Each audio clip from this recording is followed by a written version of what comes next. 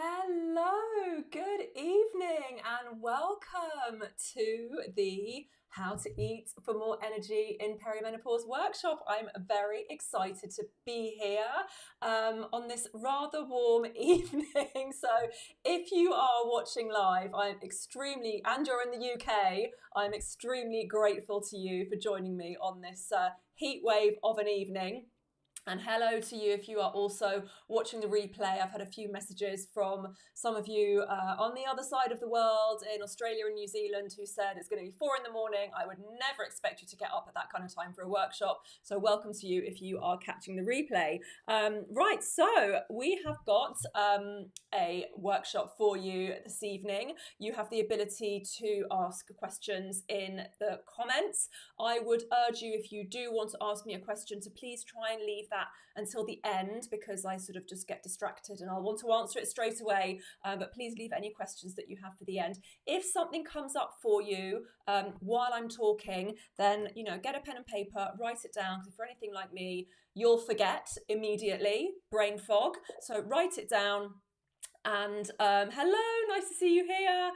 Thanks for commenting. It's good that there's people here live. I'm always worried about the tech and whether the buttons that I pressed are all going to work, but glad to see that people are here and that you are able to comment, so that is fantastic. So I'm going to get straight on with it, because I'm not going to lie, I'm roasting hot and I can't have my fan on because otherwise it's just going to be too noisy. So by the end of this hour I am likely to be a right sweaty mess, but we are going to power through together. Hello Janet, I'm so happy that you're listening as well. Great to see you here. Okay, so shall we get cracking? Right, I'm going to press a button. Hopefully you will be able to see my slides as if by magic. Hopefully you can see the cover, How to Eat for More Energy in Perimenopause. Learn how to eat to support your hormones, balance your moods and stop craving sugar 24/7. And you'll probably learn some other things along the way this evening as well. So in case you don't know me, hello, I'm Lauren. I'm a nutritional therapist by trade. I'm a mindset coach. I've trained in intuitive eating, all sorts of things. I've been working in this field for many, many years. I've worked with thousands of women over the years, both online and in person, mainly all online now. And I've had memberships and I've run workshops and challenges and coaching programs and you name it, I've done it. There's not a lot that I've not, dipped my toe into in this space. And when perimenopause decided to grace my door, I realized I needed to make some changes. And it's these changes that I want to take you through this evening, because I've added my own personal, very personal experiences of being a knackered perimenopausal woman, a mum of teens, running her own business, all the rest of it, just like you, more than likely, but coming out the other side. Now, what's important for me to get across here is that I am still perimenopausal. I am not by any means out the other side. I'm not postmenopausal. So if we're talking about, menopause, we can't not mention periods, because ultimately that's, the process of menopause is the end of our periods. I still have a regular as clockwork every 28 days period. So I'm still, whether I'm ovulating or not, who knows, but I still have a regular period. So I've not gone through that process yet of my periods becoming more irregular or them being 6 or 8 months apart or anything like that. So I still have that to come, but I am definitely still perimenopausal, because from a symptomatic perspective, that's how one would class it. But I'm just not knackered anymore. I actually don't have that many perimenopausal symptoms, certainly nowhere near as many as I had when I really, did hit the wall with perimenopause a couple of years ago. So what happened? So I'm going to take you back a couple of years. This isn't actually me, but it's probably a fairly accurate depiction of what I was doing a lot of the time, which was sleeping on the sofa. Perhaps you can relate to this as well. My symptoms actually started around 2 years ago, so I would have been 48, I am 50, and I was graced with a whole plethora of delightful symptoms, including, and not exclusively, night sweats, exhaustion, really sleeping badly because the night sweats were waking me up, needing a nap in the afternoon because I was sleeping badly, bloating, weight gain, anxiety, overwhelm, brain fog. I honestly felt like I was just trudging through mud a lot of the time. So I took myself off to the GP, rattled off my list of symptoms. She agreed, yep, you do sound like you are heading towards menopause, perimenopause, even though you do still have regular periods. At that time, in actual fact, my periods were kind of changing a little bit. They're pretty stable now. And we agreed that HRT would be a good course of action for me. And 5-6 months in of trial and error with different, patches and progesterone this and estrogen patch that, I felt worse. So HRT was not a miracle solution for me, like it is for many, many women. It just was not, and maybe I wasn't ready for it, but it wasn't right for me. And I just want to, caveat this with, I am not anti-HRT in any way, shape or form. It's down to the individual. So if you get on with it well, amazing. If you find the right prescription for you, amazing. Obviously, I'm not medically trained, so I'm not, I'll stay in my lane and talk about nutrition and mindset and lifestyle and that kind of thing, but I can't obviously prescribe or recommend whether you should try HRT. So my knowledge of HRT is my own personal experience. It didn't work for me at that stage. I'm fully open to trying it again at some point in the future, should I need it. But I just felt terrible. All my symptoms were so much more pronounced. I was more tired. I was more bloated. I gained more weight. Everything was I just felt terrible. And what made me feel worse, at this stage was that I felt like I should know better. I'm literally a nutritionist. I'm a health professional. I've worked in this field with women and women's hormones for many, many years. I help other women with this. But perimenopause, honestly, at that point hit me like a bus that I did not see coming. And I tried, so obviously I came off the HRT and I thought, right, I need to work harder, try harder, maybe I need to, do more exercise, or maybe I need to cut out carbs, or perhaps I should do intermittent fasting. It's so conflicting, all the information out there. And obviously, I have access to maybe a lot more information than others given my training, but I still felt, oh, maybe I need to try all of these different things. And what I realized is that, a lot of the advice out there, for women is not actually built for midlife women, not actually built for, this stage of our life when our hormones are chaotic and all over the place. So I realized I needed to dig a little deeper, not in terms of trying harder, but adapting my habits to prioritize how I wanted to feel in perimenopause.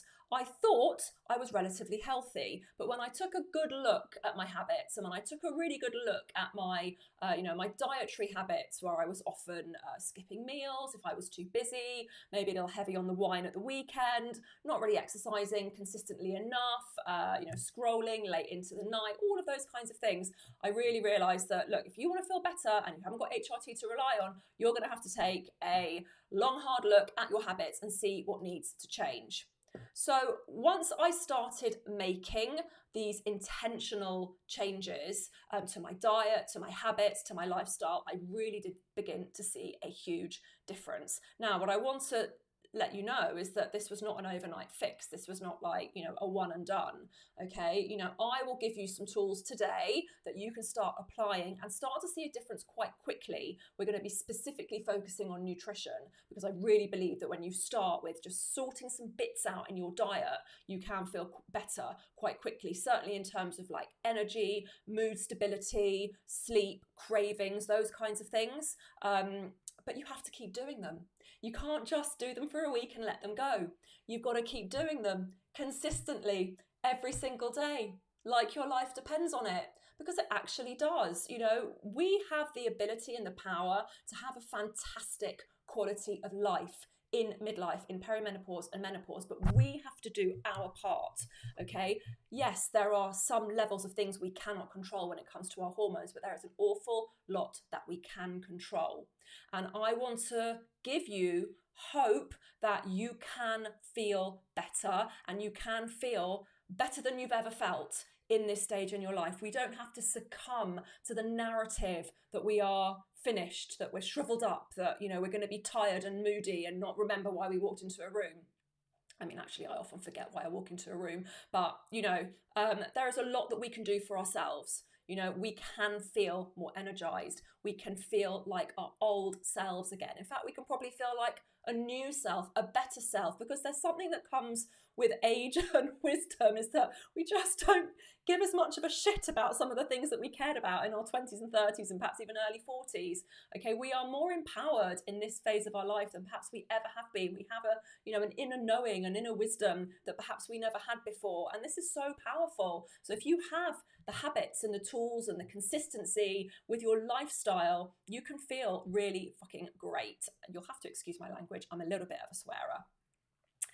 And the key thing that I want to get across is that you don't have to overhaul your entire life. You don't have to eat perfectly. You don't have to give up carbs. You don't have to do keto. You don't even have to completely give up wine. Admittedly, I've significantly reduced my alcohol intake because I realised it was not helping me at all. But you just need to understand what's actually going on inside your body and make some intentional, realistic changes that work with your hormones instead of against them. And that's all your hormones, and that's what we're going to be talking about today. I want you to leave here not just with information that you're just going to forget, but with some hope and some simple steps that you can actually do, that you can actually implement right away. So if we fast forward to today from 2 years ago, I feel pretty great. I mean, we're coming up for 7:15 in the evening. Yes, I'm probably running on a little bit of adrenaline, but I haven't had, that dip, that afternoon crash. I've had my dinner, so I'm well energized and well nourished, and I've been hydrating all day because it's so blooming hot. This weather is not good for us sweaty ladies. It really isn't. So that's what I want to impart to you today, is that this can be a fabulous time in our lives. We can live as fabulously as we want to. I mean, I had a pretty great time in my 20s, 30s, 40s, and I want to continue to do that, and we absolutely can. So that's what I want to impart to you today. But we're going to have to start making some shifts to our habits and also to our mindset when it comes to thinking about our hormones. So before we dive in to the how of eating for more energy, which we will come to, I want to share 3 really important mindset shifts, if you will, that are going to kind of set you up as we go into this workshop, and also for you to remember as we are going forward. And these are really the foundation for everything that we're going to be talking about today. And they're also the things that I see women in perimenopause really struggle with, often because no one has explained it to them properly before. Like, when I went to the GP, no one actually explained to me what was going on. They haven't got time. GPs have got 10 minutes with you, and in that time you're going to come away with a prescription for something that could dramatically alter your life and how you feel, or make you feel, a hell of a lot worse. And it's a real trial and error when it comes to, to the hormone replacement. And we have to be advocates for our own health. I see a lot of people rely on the doctors and their medical team, but they don't know everything. They know a lot, but they don't know everything. And there's lots and lots of other experts out there that you can glean information from. You just kind of have to be a little bit careful where you get it from, because it's a minefield out there. So what I want you to understand, firstly, is that you have more control over your hormones than you think. So yes, there's not a massive amount we can do about our declining estrogen and progesterone levels. But as we'll come to see, our hormones are a delicate network that all work together. So there are things we can do to support adjacent hormones that will also help with the balance of our declining estrogen. Okay, it can feel like perimenopause is something that's just happening to you, that you just have to put up with it, and that you're at the mercy of exhaustion and cravings and mood swings and brain fog and all the things. But you have so much more influence than you realise. Your daily habits, the way you eat, the way you manage stress, all of this sends messages to your hormones. And I will talk about hormones in a moment. And that means that you can change the conversation that your body is having with itself. As I'll explain in a moment, hormones are all over our body, and they are chemical messengers that tell one thing to do something else, essentially. And they are massively impacted by the input that we give our body, be that from stress or food or the environment or whatever it might be. So we have a lot of power to change those things and change the conversation that our hormones are having with each other. Secondly, it's not just about estrogen and progesterone. Yes, these are the stars of the show, if you will, when it comes to menopause. all of our hormones are connected. Your endocrine system, like I said, is a delicate network, and it's a bit like a domino effect. When one's out of balance, it affects another one. You know, a lot of the mainstream talk around menopause focuses only on declining estrogen and all the symptoms that we will experience as a result of that declining estrogen. But actually, there are there are more than two, but the two others that I'm going to really focus on talking to you about today are insulin and cortisol, which you've likely heard of.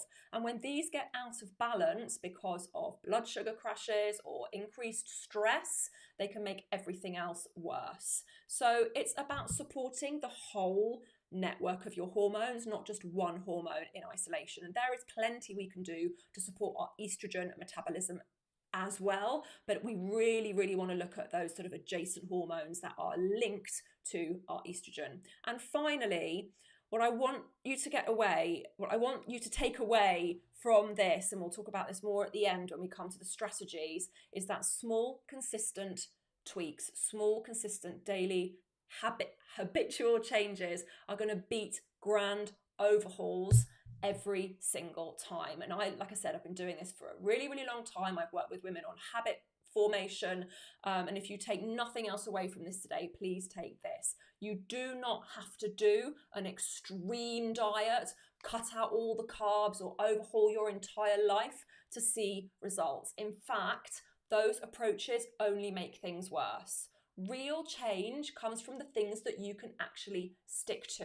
And one of the things I often say is, when you're making a change to your lifestyle at all, is this something you could do every day for the rest of your life? Because if it's not, then you are never going to stick to it. If it's only something you can do for 30 days and then it's too extreme because you have to get up at 5 o'clock in the morning, or you've got to juice celery at 3 a.m. or whatever it might be, you're never going to stick to it. Okay, we've got to do the small things. Those are the things that compound, that build up to make a huge difference. It's the consistency that makes a difference. So keep these 3 shifts in mind as we move forward.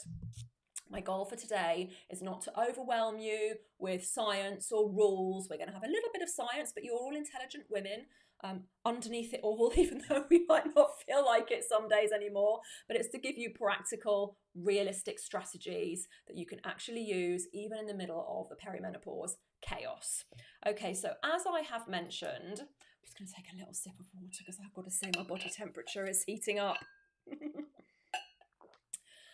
You have more control over your hormones than you think, and that also you've been led to believe. So it might be that, you have a belief that, well, there's nothing I can do about this. I've just got to ride it out and come out the other side. But there's plenty you can do. So, sorry, there's a small wasp invading my space. Off you go. So let's just have a little science lesson on hormones and what they are and what they do. So I won't make it too complicated. It's late and hot. Hormones are produced by various glands that you have around your body. So your ovaries, your thyroid, your adrenal glands, your pancreas, your pituitary. All of these are different glands located in different parts of your body, and they tell tissues and organs what to do. They are chemical messengers, and they will react to certain stimuli, and they control pretty much everything in your body. Okay, your energy, your mood, your hunger, your fullness. They're signals that tell your body with hormonal changes when it's time to eat and when it's time to stop.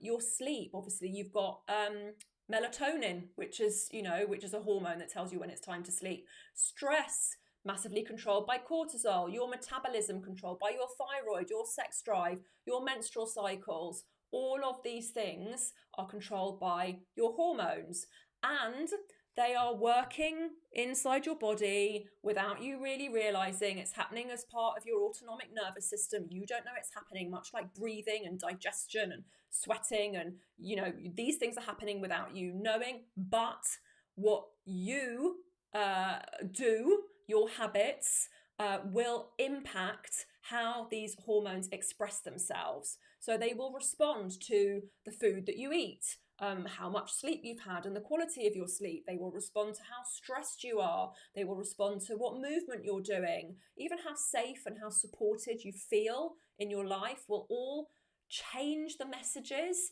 that hormones will send. So let's take insulin as an example, which is a hormone I'm sure you've all heard of. Insulin's role is to take glucose or sugar out of the bloodstream when you've eaten a meal and into the cells where it's going to be used for energy or stored as glycogen. That's pretty much, I mean, insulin does other things, but that's its main job, okay? Most hormones have got many jobs throughout the body. When it comes to something like estrogen, you have got receptors for estrogen around your whole body. So not just in your uterus, but in your brain, on your skin, on your liver, on your bladder, all over the body, you have receptors for estrogen. So when your estrogen levels start to decline, that is why you feel it around your whole body, okay, particularly with our brain, okay? So when we think about hormones, it's not just female hormones. We associate the word hormones or hormonal with female hormones. You know, you'll call someone hormonal almost like an insult, you say hormonal. But actually, that makes no sense at all because we're all hormonal. We are hormonal beings. We have many, many hormones all working throughout the body. So our habits are going to dictate how the hormones respond. So, for example, if we eat a high carbohydrate meal or a bag of sweets or a lot of sugar, for example, our insulin is going to be working hard, right, to get all of that sugar out of the bloodstream and into your cells to be used for energy or stored as glycogen to be used again later, or also stored in your fat cells as well. If we're very stressed, if we're under threat in some way, then our adrenal glands are going to be pumping out adrenaline, cortisol more frequently. Okay, so our external stimulus will affect our hormones. Okay, and there's also things like hormone disruptors, which I'm not going to go into today, but just so that you're aware that things like plastics and fragrances and toxins in foods and non-organic food and all that kind of stuff can impact how our hormones work in our body. They can block a hormone from working. They can mimic a hormone. I won't go into this in detail, but just know that we are able to impact our own hormonal expression, and we are doing this kind of all the time. Now, what hormones love and what the body loves in general is to be in balance. Hormones belong to a delicate network. So if you try and maybe just picture, I think actually I had it in a previous slide, this one here, right? This is, all the stuff going on in the brain, right? They're all linked and they're all kind of melded up together and they're all kind of doing their thing and they're all talking to each other and impacting one another. Okay, and your body is constantly adapting to your environment. So constantly adapting to the food you eat, to the stress you're under, to the movement, to the environment, to all sorts of things. But when it's overwhelmed, so when you are, maybe doing too much, you're too stressed, you're not eating properly, you're surviving on lots of caffeine and sugar, you're not sleeping properly, you're not taking any time for yourself, you have no boundaries, you're stressed out of your mind, your diet's, terrible. All of these things are going to start to stack up, and there's only so much your hormones can actually do to keep up, and that is when the symptoms will start to stack up. I've got a little analogy. If any of you have seen the film Inside Out, I love that film. It helps to have children, but even without kids, I would have loved that film. We meet all of the emotions, don't we, inside the little girl Riley's brain. We meet joy and sadness and anger and fear and disgust, and they've all got different jobs, right, within her brain. Then they work together to make sure that she feels balanced and good. And your hormones are similar. They're like a team of chemical messengers that like to work in balance with another and keep things running smoothly. But when we test our hormones with stress and poor sleep and too much coffee and processed foods and skipping meals and all of this kind of thing, then the messages can get scrambled and you'll have maybe one that's more prevalent than the other that's kind of knocking all the other ones out, right? Like anger, for example. And that's when your symptoms will start to stack up. So our job isn't to get rid of anyone on the team, it's just to get everyone working together again. So I hope that makes sense. So let's move on to the cortisol and insulin connection, which is really to say that when it comes to hormones, it is not just about insulin, not just about estrogen. So let me take you through this. What we've got is, low blood sugar being a stress on the body, which encourages cortisol to be released from the adrenal glands to raise our blood sugar. And these frequent spikes and crashes create tired adrenals and more prevalence for insulin resistance. So when we balance our blood sugar, our cortisol and our insulin are calmer. Now I'm going to go into this in a bit more detail. I've been doing what I do for a really long time, and most women that I have worked with in my 15 years as a nutritional therapist have come to me with some kind of blood sugar dysregulation. That means you're on some kind of blood sugar roller coaster from a variety of different factors. From dieting, I've yet to meet a woman who's not been on some kind of diet. Skipping meals, calorie counting, fasting, whatever the diet du jour is, guarantee I've met somebody who's been on it, right? If you have a very busy lifestyle, and you're low on energy, but you're surviving on caffeine and refined carbohydrates to keep your energy going. Maybe you're too busy to eat a proper meal during the day. You're rushing around, too busy to stop and sit down and eat a proper meal, okay? You're just grabbing things here and there. Maybe you're having coffee for breakfast, not a meal. Maybe you're not eating enough protein or healthy fats. Maybe you're eating a lot of low-fat foods, which again are not particularly nourishing. I've missed some of my notes here. Bear with me 1 second. Okay, hang on. Right. I've got two charts, slightly similar with the wrong notes. Right, here we go. Apologies. So, all of these things that I've just mentioned, the surviving on caffeine, the being too busy, the dieting, is a stress on the body, okay? And when your body senses stress, whether it's emotional stress, whether it's undereating, whether it's blood sugar crashes, then your adrenal glands will respond by releasing cortisol. Now, you probably have heard of cortisol. Cortisol is your main stress hormone, but one of the things it also does as part of the fight or flight response is to mobilize glucose into your bloodstream to give you the energy to fight or flee. So as part of that fight or flight response, we need energy to our muscles in order to run away. But the thing is that, you know, low blood sugar is not like that kind of threat. It's still a threat as far as the brain is concerned, but it's not something that's going to make you run away. So you get this temporary rise in blood sugar. But what often, you know, from your cortisol, seeing your low blood sugar as a stress on the body, remember I talked about your hormones always want to be in balance. So the body detects low blood sugar. Oh, we need to raise the blood sugar a little bit. But chances are at that point of you realizing that your blood sugar is low and you're getting a little bit irritable and hangry, you are likely to reach for, you know, a refined carbohydrate or a muffin or something sweet and sugary to kind of get you over that hump. And that is going to give you another blood sugar spike and then a crash, because we get a large spike, we get insulin putting all of the sugar into your cells, and then we get this crash, okay? It's not an even distribution of glucose into the bloodstream.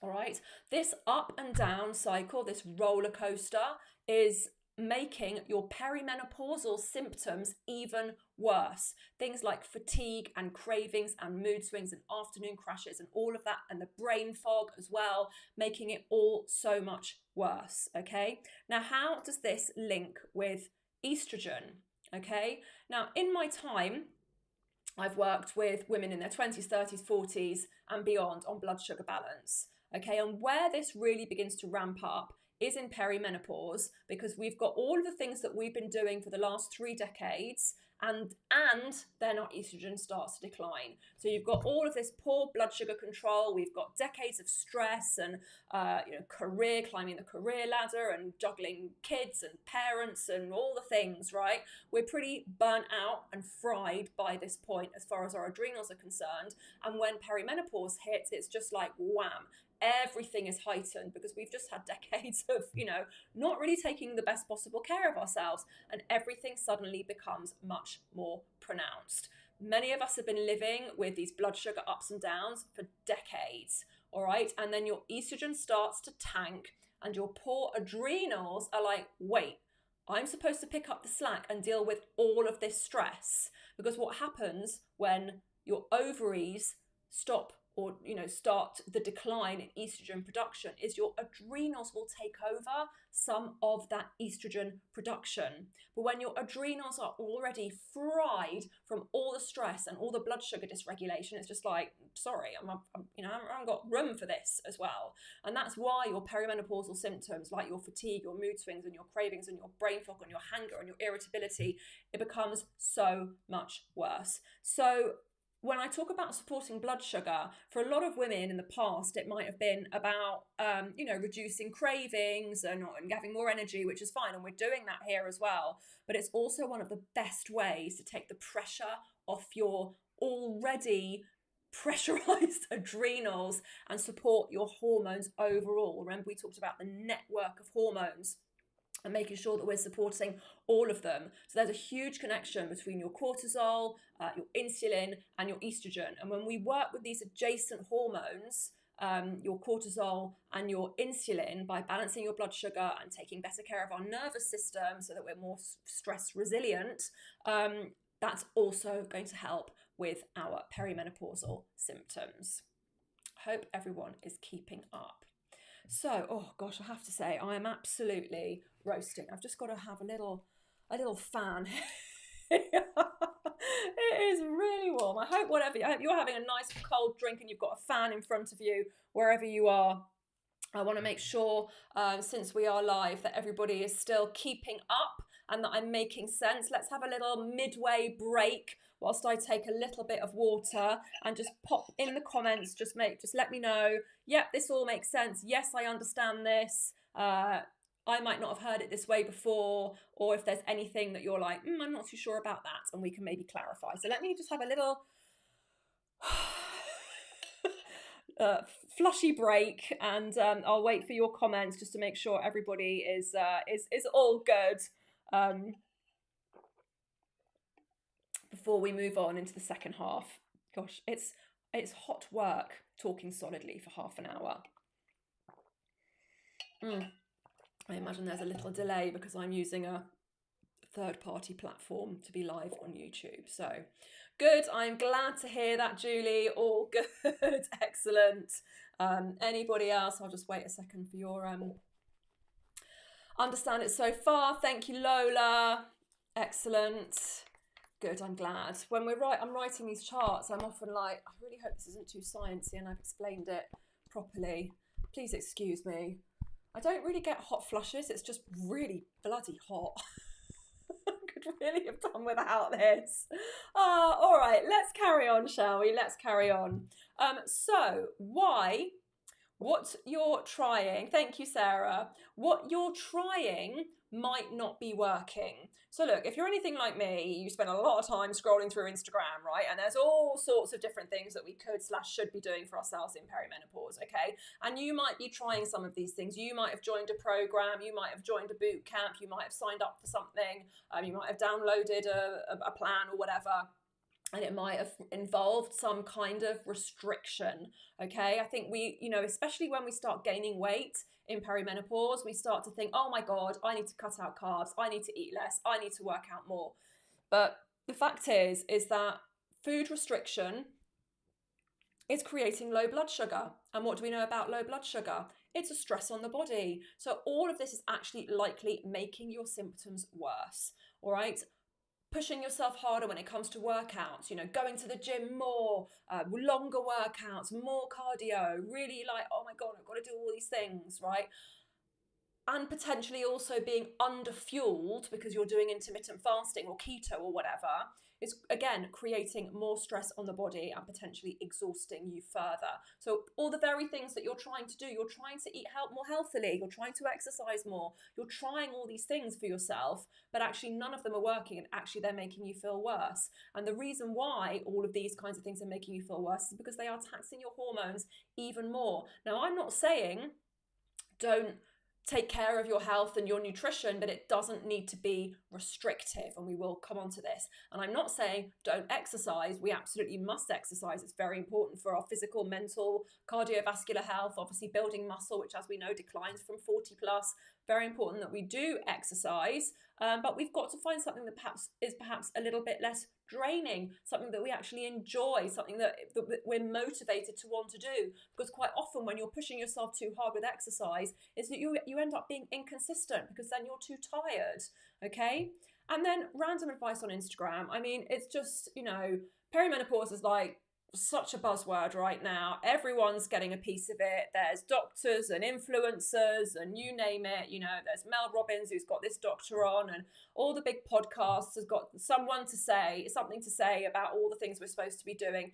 And they all conflict each other, and it's all very confusing. And I actually find a lot of these very kind of the big clickbaity podcasts, you know, the ones I mean, with their big, you know, every woman should be able to do 11 push-ups and every woman should be doing this. It just makes you feel like you're failing at all the things that you're trying to do. It's not helpful. I stopped listening to them because I was just like, this isn't helping me at all. So we're stuck in a lot of overwhelm. We are, we're like, I don't even know what I'm supposed to be doing. This one told me to do this and the other person told me to do that. I'm not going to do any of it. I'm just going to sit on my couch eating Doritos, and that's not helping either. Okay, so let's think about how we can actually support our hormones, work with our body, and actually do some things that we can stick to, not these grand gestures, these grand overhauls. Which brings me on to small, consistent tweaks beat grand overhauls, which is another one of the mindset shifts that I really want to get across for you today. I see so many women come to me having tried these big, dramatic overhauls, keto, fasting, cutting out carbs, training like a machine, you know, all of that. And it just leaves them feeling more depleted. And like I've explained, it's not helping. What actually works is boringly simple. You know, it's making sure you're having a protein-rich breakfast every single day. It's not skipping lunch. It's drinking your water. It's your 7 to 8 hours of sleep a night. It's, you know, it's regular exercise that you enjoy. It's getting out in nature. It's managing your nervous system. It's boundaries. It's, you know, they're simple things, but they've got to be done consistently. And we don't want to try doing them all at once, okay? You've got to do them slowly because that's how we build habits, okay? So we're not going to be doing any grand overhauls. I'm not going to be telling you that, you know, you need to count your calories and track your macros and try and do it all at once. And, you know, it's this or this, very black and white thinking, which is what all the diets of the past, you know, will have taught us. So many of us get to this stage in our lives with a really shit relationship with food because we've been on so many different diets and we just don't even know what we're supposed to be doing anymore. We don't trust ourselves. We don't trust our bodies. We don't trust ourselves around food. And we're looking for these quick fixes all the time, particularly when our body image and our self-confidence is perhaps, you know, reduced as things have got softer and wobblier, you know, and our skin is changing and everything is changing in our bodies. You know, it can really affect our confidence, and we'll look for those quick fixes, the magic supplement, the boot camp, but they don't work and they're not sustainable. So we are going to look at small, consistent tweaks. We're going to eat regular meals, balanced meals, with using the PFF method, which I'm about to teach you. We're going to look at changing one habit at a time. We're not going to be doing it all at once, and it's going to be about progress over perfection and celebrating the little things, celebrating the little wins. Did you get to the end of the week having had an early-ish night most nights? Amazing. Did you get to the end of the week and you had breakfast every single day? Amazing. Celebrating the wins and stopping the self-blame and the we're so hard on ourselves, and, you know, we're such perfectionists. We have to let that go, okay? We're not gonna, there's no such thing as perfection, okay? We're not gonna be perfect. We just let that go. And one of the brilliant things about being 50 is that you can, or 40, you know, we can let a lot of that shit go and just give less fucks, and that is great.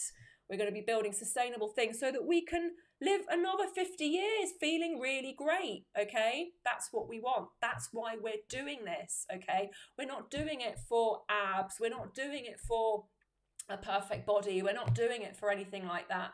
Why I work out when sometimes I don't really feel like it is so that I can get up off the toilet when I'm 85.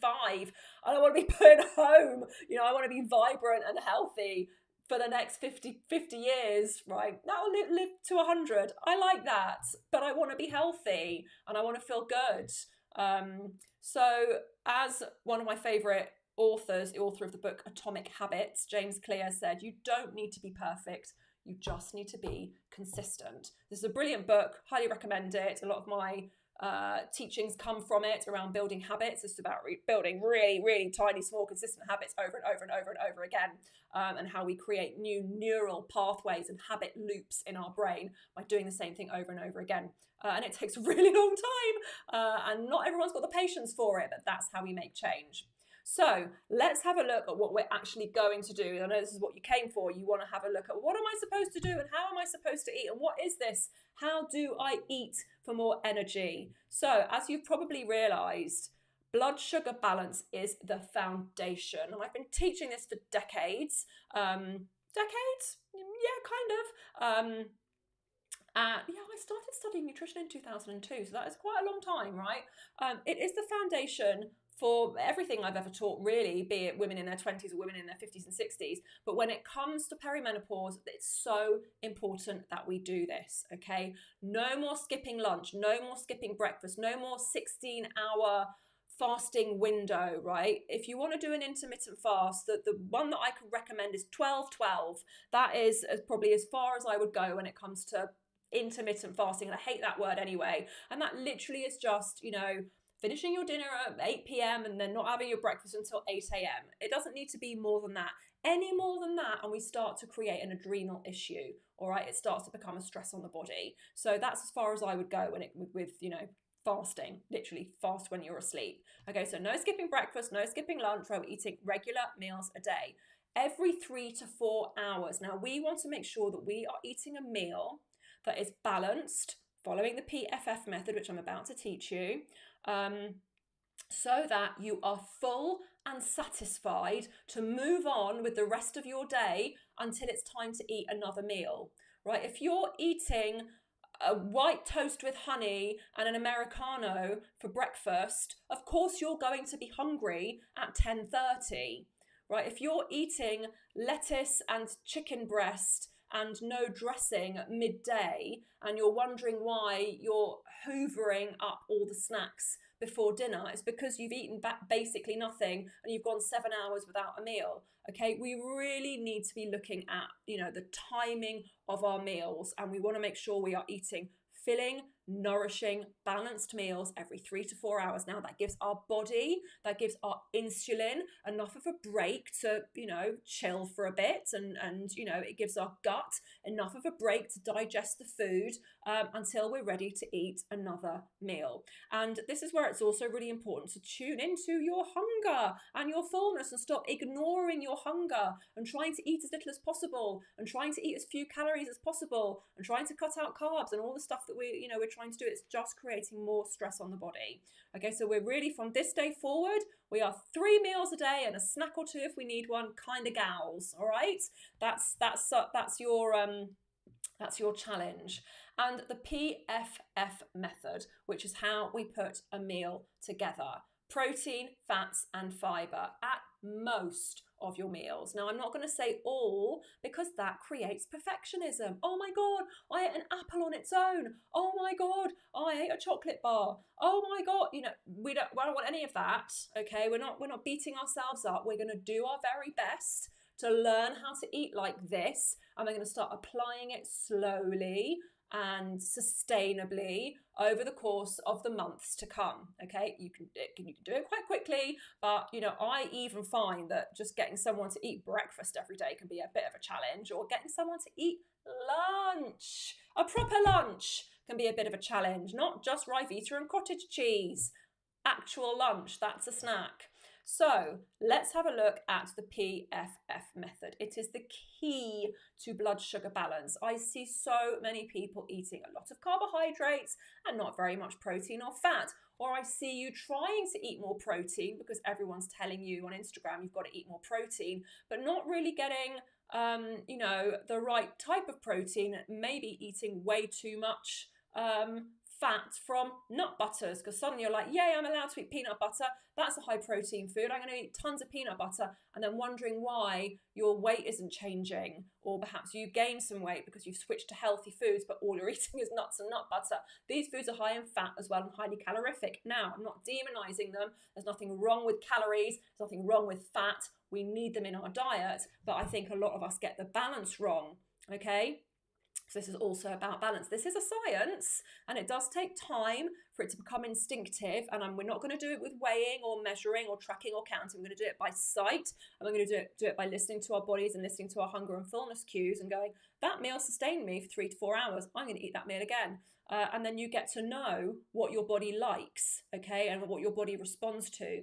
All right, so I'm going to give you some practical examples with the protein, fats, and fiber, and a little exercise to get your brains going again, because I've been doing lots of talking, and that will give me another break to have some water and fan myself down. All right, so let's start with protein. Everybody knows we should be eating more protein. It is essential in perimenopause because it helps to keep you full, thereby avoiding that up and down, the cravings crash. It helps to support muscle maintenance, which is even more important as our estrogen and our muscle mass declines. And it slows down how quickly sugar hits the bloodstream, which means you get steadier blood sugar, fewer crashes, fewer cravings, and you just feel altogether so much more sane. This was one of the biggest changes that I made to my diet when I became more intentional with my habits. I had a really good look at what I was doing from a protein perspective, and I realized that even though my diet was healthy, so I was eating healthy foods, I was not getting enough protein. I wasn't always getting 25 to 30 grams of protein at breakfast. Quite often my lunch might be soup with oatcakes and hummus, not enough protein. So I really started to look at, building meals for myself, particularly at lunchtime, because that really then helps with the afternoon and evening cravings, and making sure that I was getting enough protein. Okay, pasta and cheese is not a balanced meal. All right, so we get protein from animal foods and plant-based foods like lentils, chickpeas, legumes, tofu, that kind of thing as well, and dairy and Greek yogurt and eggs, chicken, meat, fish, etc. Okay, so we want to make sure we are getting these foods. Next up, fats. Right, we can get our knickers in a twist about fats, because if many of us grew up in the sort of 80s and 90s with the low fat revolution, we might have demonized fats, and we might have been told, oh, I can't eat an avocado, that's got 14 points or whatever. We need fats, right? Healthy fats keep you satisfied, they keep you fuller for longer, and they also slow the release of sugar into your bloodstream. And they're also really important for hormone production, including estrogen. So we want to make sure that we are, we're supporting our estrogen metabolism, not just letting it tank without doing anything about it, and making sure that we're getting enough fats from avocado, olive oil, nuts, seeds, nut butters, butter, real butter, flaxseed, chia seeds, all those things. They're crucial for our brain health, for our mood, and for our energy in this stage of our life. We must eat them. We just don't need loads of them. We just need to make sure that we are getting them.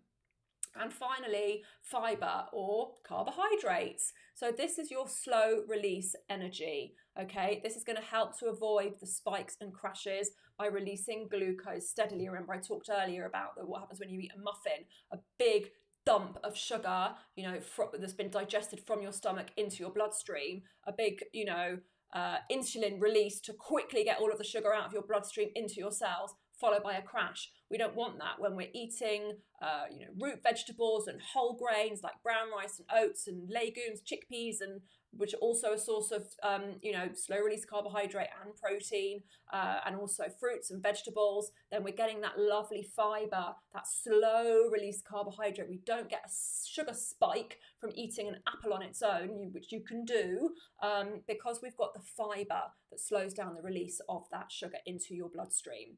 Okay, and so when we eat a meal that contains this balance of protein, fats, and fiber, this is going to give you all of the macronutrients, which protein, fats, and carbohydrates, and micronutrients that our bodies need to function at its very best in this life stage. So we're getting magnesium and zinc and antioxidants and vitamin C and omega-3s and vitamin D and all the nutrients that we need from food that are going to help us feel so much more energized. They're literally going to be feeding our cells what they need to have more energy. This is how we have more energy, by eating foods that contain energy. There are a lot of, I don't want to use the word dead foods, but there are a lot of foods that are created in factories that don't give us energy. They drain us of energy. They create stress on the body. They don't support our gut health. They create a lot of insulin release, a lot of processed foods. And I'm not demonizing them. There's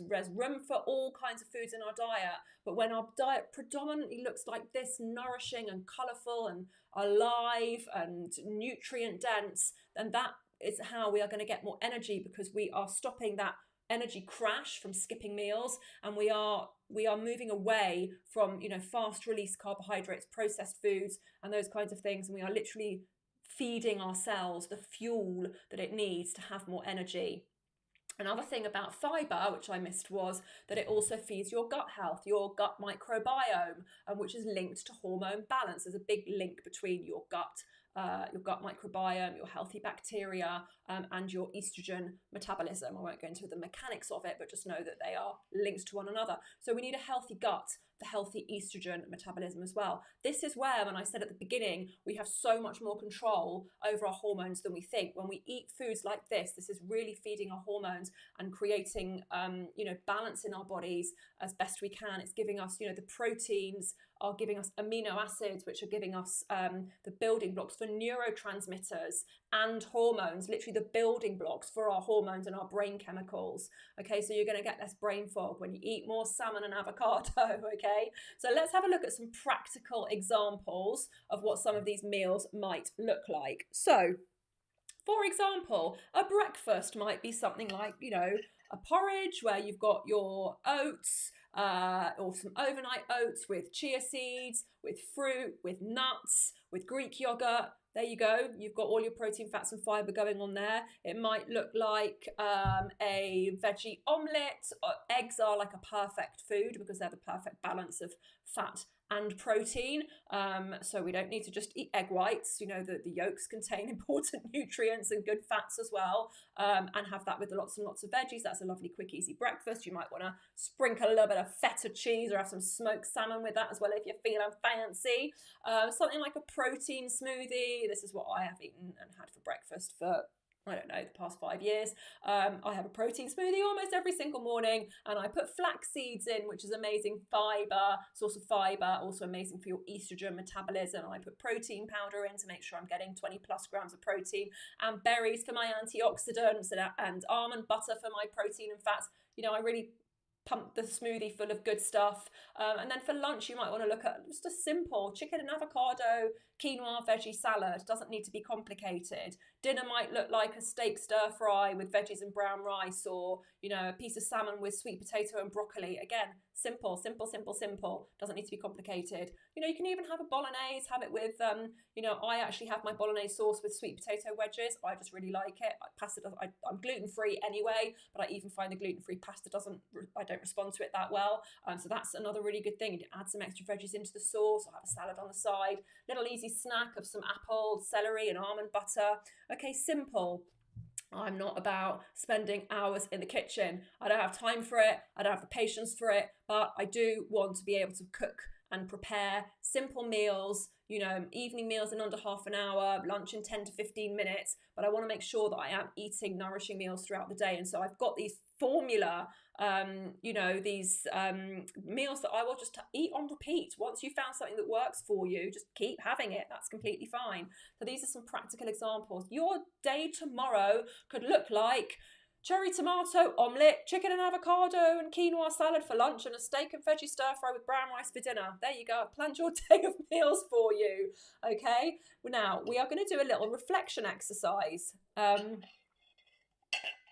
What I want you to do is I want you to think about what you ate today or yesterday, and just jot it down on a piece of paper. Right, just what you've eaten today. Right, no judgment. We're not judging ourselves at this point. Just like judgment free. What have you eaten today? Did you skip a meal? Was there a meal that was mainly one macronutrient without much protein or fat? Did you just have protein and veggies for lunch and find yourself craving sugar in the afternoon? Did your blood sugar have a wobble at any point today? Have you had your dinner yet? Just think about your pacing and spacing of meals today, and have a think about the meals that you've eaten already today and where you could maybe have made some tweaks. Again, It's tweaks. Let's look at what you're already doing and maybe just add a few things here and there rather than completely overhauling everything. All right. And now I want you to think about designing your next meal. So that might be your breakfast tomorrow, or maybe it might be in a couple of days because you might need to go and buy some ingredients. But how can you make sure, what have you already got in stock? What have you got in your house that includes protein, fat and fiber? Plan your breakfast or your lunch or your dinner for tomorrow. You know, it can be super simple, right? An apple with some almond butter, eggs and avocado on toast. Doesn't need to be complicated. Just plan something simple for yourself. What I want you to what I want you to take away from this is that you can totally wake up feeling like your old self again, or even a new you, a midlife you with more, empowered energy. Okay, because I just want to take a moment to pause, because I know that it's really easy for you to think this all sounds good, but it's not going to work for me. I've already tried lots of different diets and I'm never going to be able to do this. I won't be able to stick to it. It's all right for her, she's a nutritionist, or it's all right for that one. And I get that. When I hit perimenopause, I was exhausted, moody, waking up at 4 o'clock in the morning, drinking 3 coffees a day just to get through the day. And I actually thought to myself, well, maybe this is just how it is now. Maybe this is just who I am now. And this is my new normal and I've got to get used to it. I might not like it, but this is who I am. But what I learned is that doesn't have to be your story. That doesn't have to be your narrative. You do not need a dramatic overhaul, but neither do you need to be perfect. Okay, like I've said so many times, it's about small, consistent tweaks that actually fit into your life. So I want you to have a little think about where you are now and what you'd like to improve. And I want you to do a little visualization exercise with yourself for 6 months down the line, and what life could look like, what life could feel like in 6 months if you started making these small changes today towards having a diet that looks like the one that we've just looked at, the 3 balanced meals, doing the PFF with most of your meals and snacks, yeah?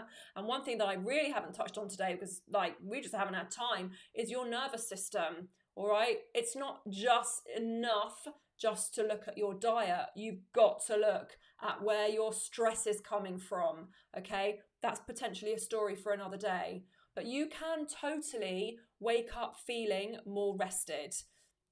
You can have steady energy throughout the day without the blood sugar roller coaster. All right, you can have fewer cravings. You can be less moody, less snappy, less of an ogre. You can feel more like yourself again. It is possible. And it comes from supporting your body in the way that it needs right now. Okay, your body needs a different kind of support that you've been giving it, not the same support that it had when it was 35, where you could get away with, oh, I'm just going to cut out carbs for a week and work out a bit more. And lo and behold, look, I lost half a stone for the weekend.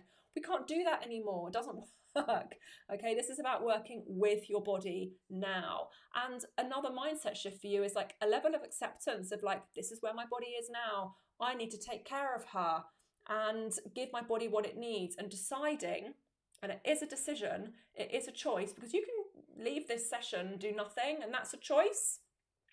But deciding that you're worth the effort, deciding that you're worth investing in terms of your time and your resources, and maybe a little bit of extra, budget to invest in yourself, because it is so worth it. I cannot tell you, if I had not done what I did with changing my diet and looking at my lifestyle and really, prioritizing how I wanted to feel and thinking, how do I want to feel? I don't want to feel like this anymore. I don't want to wake up feeling like I've been run over by a truck. I don't want to have to get into bed at 4 PM. I don't want to be shouting at everyone. I don't want this. And I made that decision. And I made the changes and I stuck to them, and I continue to stick to them. And yes, it's hard. And yes, some days I don't feel like it. But on those days, you kind of, you need a little bit of a helping hand.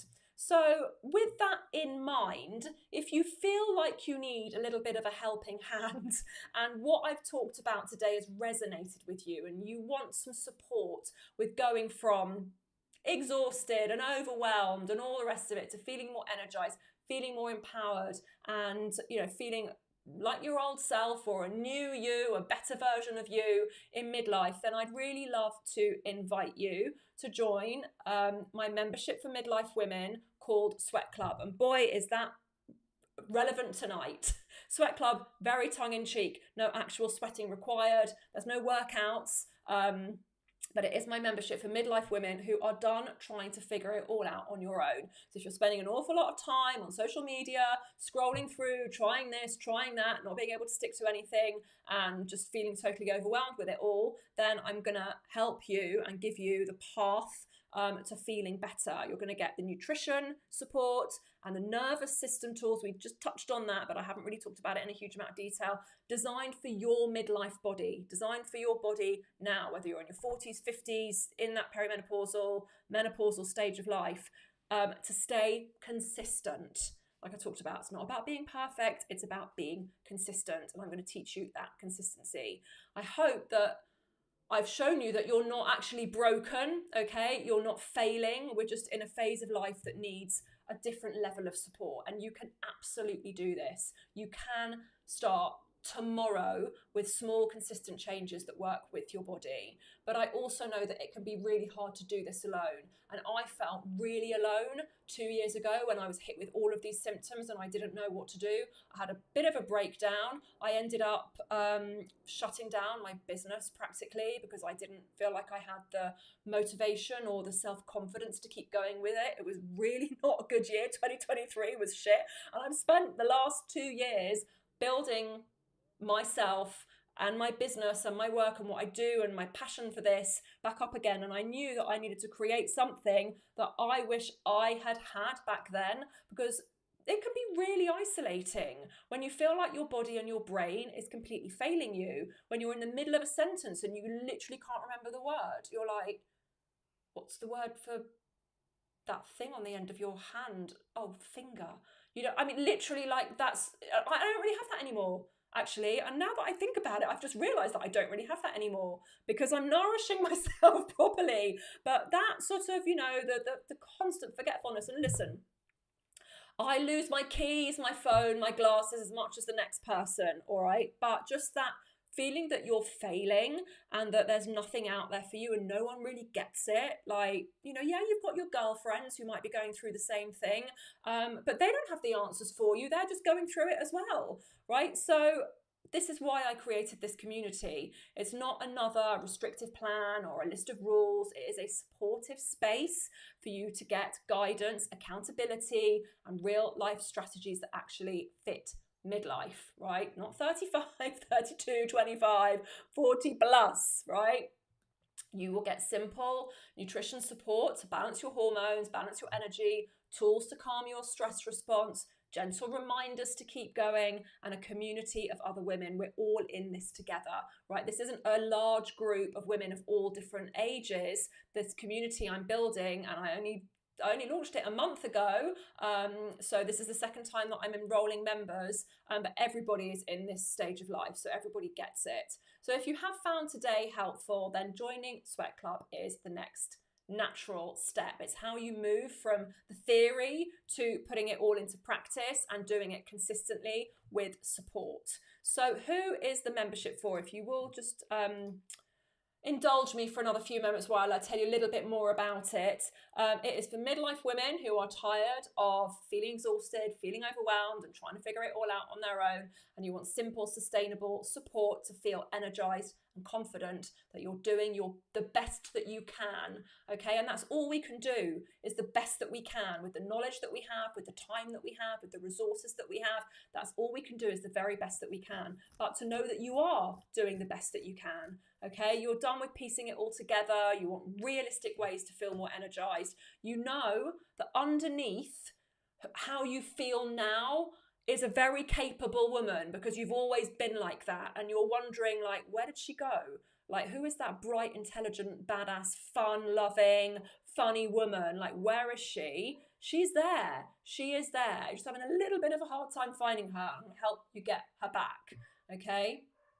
I've just talked about that. I've got a few lovely words from some of my existing members. So Claire said, I'm so grateful to have the support of Lauren and club members as I transition into perimenopause. It's reassuring to know that there are plenty of things that you can do to help improve how you are feeling. especially with how we nourish ourselves. The meal plans are great. I love the Monday tips and sweat sessions. Sweat sessions are our live Q&As. I'll talk to you about them in a minute. I definitely feel like there is light and I'm not completely losing it. I mean, I certainly remember feeling like I was just completely losing it. Helen said, I love being part of Sweat Club. Lauren is so great at giving a pep talk and calming the often crazy food thoughts in my head. She makes things feel rational again, simple and doable. There's so much conflicting information circulating, and Sweat Club makes things feel calm and straightforward. And Helena, I've worked with for years, said, honestly, I don't know what I'd do without Sweat Club, even when I'm not super active in the community. Just knowing everyone is there gives me the reassurance I need. I've had a pretty rough perimenopause and now I'm navigating full menopause, not sure what lies ahead, but the support you give is amazing, so thank you.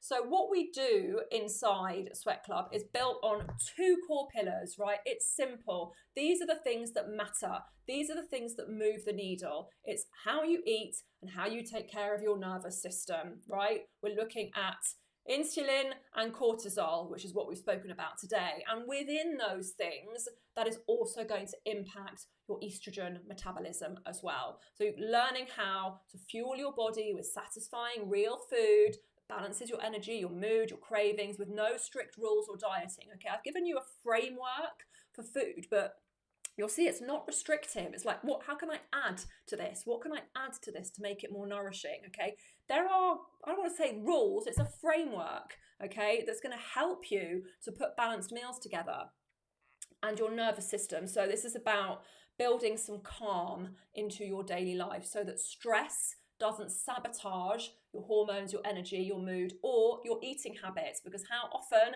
is stress sabotaging our eating habits? Oh, I've had a really stressful day. Oh, I'm going to console myself with cake. Oh no, I feel terrible. Okay, we've got to learn how to balance our nervous system better, and we'll be providing those tools for you as well.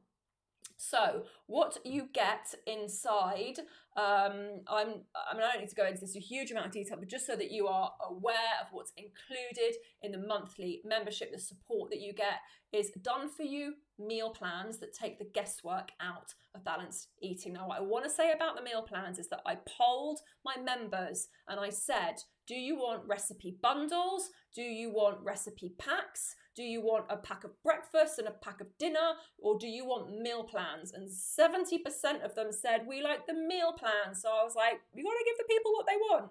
So the meal plans are not designed to be like restrictive. You don't have to follow them to the letter. You can pick and choose. You can build up to following a full meal plan. There might be stuff on there that you don't like. That's okay. You don't have to eat it. So again, very much not about perfection, very much about progress and just picking out things that you like. But people like the structure of a meal plan, and I actually find that in the very early stages of transitioning your diet from one way to another, for a few weeks, it can be quite helpful to follow a meal plan, because then you've got the confidence to know that all your meals are balanced. I've done it all for you. You've got the right amount of protein in the day. You've got the right amount of fiber in your day because I've planned it all out for you. All you need to do is print out your shopping list. And I'm very aware that some of us have got children and teens and whatever, and husbands that aren't going to eat those foods. And, that's fine. Very flexible. We've also got every single week a live Q&A, turns into a little bit of a coaching session. Come and ask me anything. We can talk to each other. It's a bit like a Zoom call. We can talk to each other. This week there was just one person on the live, so we had like a coaching session around mindset around food. So whatever you need, I'm here for you to answer whatever questions you have. And once a month I do like a training session. So each month we have what I call the monthly anchor, which is one sort of guiding focus for the month. So July is all about protein. So we're just thinking about, right, what do I need to do this month? Oh God, I've got to exercise. Oh, I've got to go to bed earlier. Oh, I've got to make sure I'm doing it. No, when you're feeling overwhelmed, we've just got the anchor. Right now, I'm just going to focus on protein, okay? And I do a little training at the beginning of the month so that you understand why we're doing it, why it's important, and give you some tips and stuff. So that's all coming too. We've got a community. The community is not on Facebook, which I love, our own private dedicated space where everything is housed and you can come in whenever you want, ask questions, blah, blah, blah, whatever you need. and a growing library of resources. You know, everything that I produce or sort of produce for my wider audience. So I've got like a menopause supplement book, a handbook. I've got a guide on collagen. I've got my Build a Bowl bundle. Some of you might have that, but my Build a Bowl bundle is amazing for, you know, building like nourishing bowls of lunch basically, and that's included as well. And so that's something that people can purchase separately, but that's included in the membership. So anything that I make, you get all of my premium products as well. What we do to kick things off is the reset phase. Now we've got the midlife method, which I'm not going to go through in detail here, but the first phase of the midlife method is reset, and it starts with replenishing your body and rebooting your energy with a 2-week hormone reset plan. Now this is two weeks of meal plans. Again, optional-ish, right? You don't have to completely follow it to the letter, but you've got some gorgeous recipes here, and even if you just do 50% of them, you will start to feel better. These are some lovely words from former clients, members that I've worked with in my previous membership, in my coaching. Like I said, Sweat Club is quite new, so I don't have hundreds of testimonials yet. We're still quite small, we're still quite intimate. It's a really good time to come in because you're getting lots of me. I'm in the group every day, whatever you need, I'm here for you. And also I'm regularly polling the group to ask, what do you want more of? What do you want less of? Do you like this? Do you want that? To make sure that we're creating, you know, what you want, but without it being overwhelming. So in essence, the main resources are the meal plans that you can access whenever you want. Once a week I'm live, come and get your questions answered. Once a week you get like a motivational pep talk that's pre-recorded. It's like 2 minutes long on a Monday morning. And then you've got your community and you've got the resources to dip into when you want. So it's not like super overwhelming. You've got to turn up, you've got to do all these things. It's quite simple. And every month we're doing a different anchor so that, you know, we're focusing on a specific thing. But it's all designed to be very midlife brain friendly, okay? And as a bonus, if you join Sweat Club by Monday, which is when I'm closing the doors, I'm going to be hosting a training for members only called the 4 p.m. Cravings Rescue Plan Workshop, okay?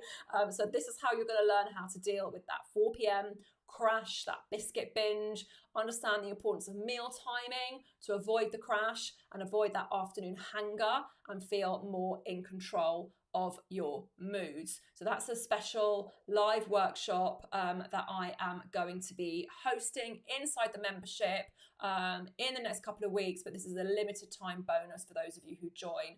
I'm so pleased you found it useful, Janet, and yeah, the replay will be coming out, if not this evening, then first thing tomorrow morning. But yeah, absolutely. So what is the investment? It is a flexible monthly plan that you can cancel anytime. Hopefully you won't.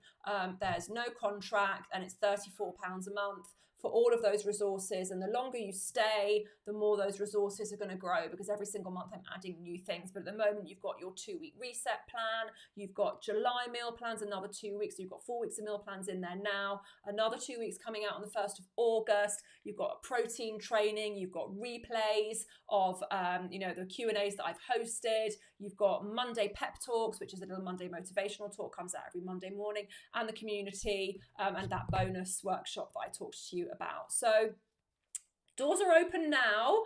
Head on over to laurengafer.com/sweat club. I'd absolutely love to see you in there. This really is like, my baby. Like I said, this is what I wish I had 2 years ago. And this is all I'm doing. I'm not working with clients one-to-one.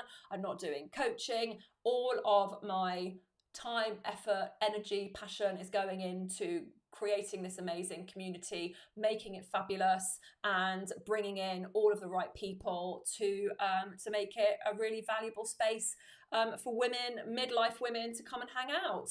So do you have any questions, either about Sweat Club itself, about what I've talked about this evening, anything about the hormone balance, blood sugar, insulin, cortisol, estrogen, anything I've not included?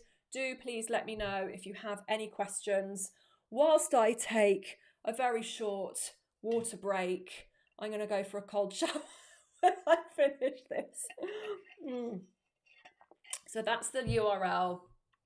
laurengafer.com/sweat club. Very simple. Doors are open now. And I would love to see you in there. Like I said, doors are open until Monday, so not a huge amount of time. But my emails are open, my DMs are open. If you do have any questions about it, I'm more than happy to answer. And I will be sending out more information over the weekend and what have you. But Monday night is when I'm going to be closing the doors, because on Tuesday is when we have our live session. So it just gets you in time to come to one of those live sessions, which happen every Tuesday. I'm going to come off the share now. There we go. It's just me. Oh, what a sweaty mess I am. So I would love to know if you have any questions. I did promise that I would give you the balanced snack thing, balanced snack cheat sheet, didn't I? So let me get the link and see if I can put it in the chat.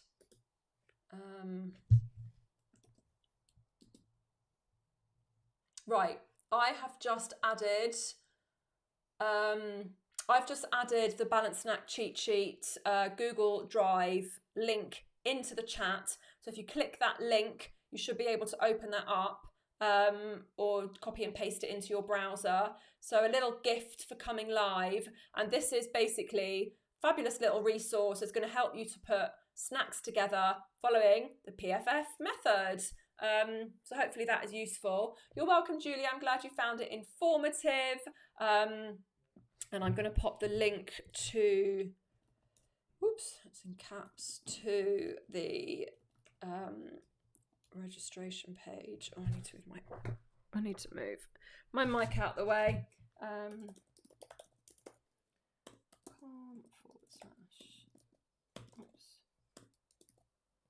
Sweat club. There we go. Oh, I'll put that in there as well. Can't eat dairy or bread. So there's very little, if any, bread. All the plans are gluten-free. So if you are, I don't put any bread. Like if you want to eat some gluten-free bread, that's fine. There is some dairy with things like Greek yogurt, maybe a little bit of feta cheese on an omelette, or but you can totally leave it out or swap it for something else. So I often recommend coconut yogurt instead of Greek yogurt. You can just leave the cheese out altogether. It's not a huge part of your kind of protein. All of my smoothies are made with almond milk. I actually don't eat dairy very much either. The plans do have some dairy in them because I didn't want to make them completely gluten and dairy free, because that's not suitable for everybody. Most people can deal without having that much gluten. So yeah, they're absolutely fine for you. And I provide, alternatives as well. So if there's like a particular food that you're like, oh, that's got that in it, what can I have instead? I'm always available to help provide you with swaps. So yeah, absolutely still suitable for you, Sarah, no problem at all. Any more questions? I'm gonna, note to self, no more live workshops in the height of summer. I'm going to pre-record my workshops in the winter and then publish them, because I can actually feel the sweat dripping down my back. So that's nice. You'll soon learn that I'm very TMI, very relaxed and normal. So yeah, if you don't like that, then tough.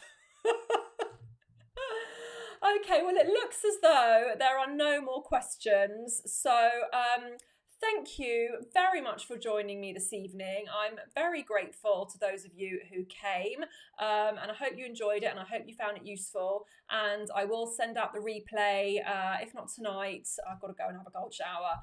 Then first thing tomorrow morning. And please do go and check out Sweat Club and reach out to me if you have any questions about it at all. I would love to see you in there. I'd love to support you. I'd love to give you the tools and the accountability and the consistency that you need to build the habits that really matter in midlife so that you can start to feel a bit more fucking fabulous. And on that note, I will leave you for the evening. Thank you so much again, and I'll catch you really soon. Take care, everybody. Bye.